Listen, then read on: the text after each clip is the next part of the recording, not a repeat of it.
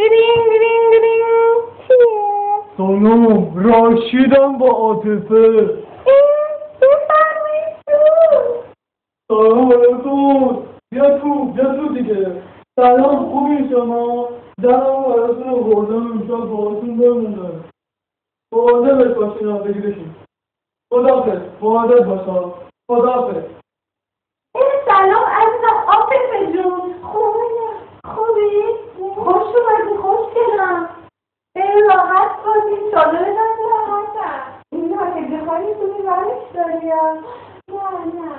خب چه خبر؟ یه آهنگی بذارم برات برقصی؟ نه چرا؟ ببین آهنگی که خوشت میاد. چرا دوست نداری آهنگ؟ ببینم برقصی. شادی.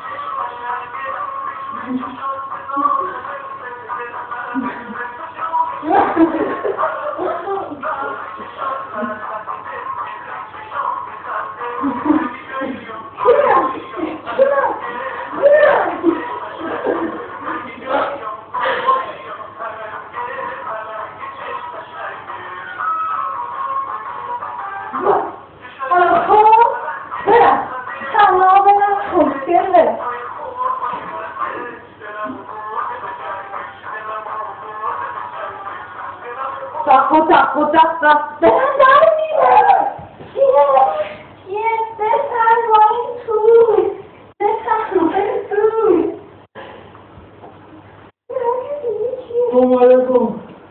من صدا شنیدم توی خونه چی بود؟ عاطفه کاری نکردی که. پاشه بریم خونه. صدا دم خوبی دارم. خداحافظ. خداحافظ. خداحافظ.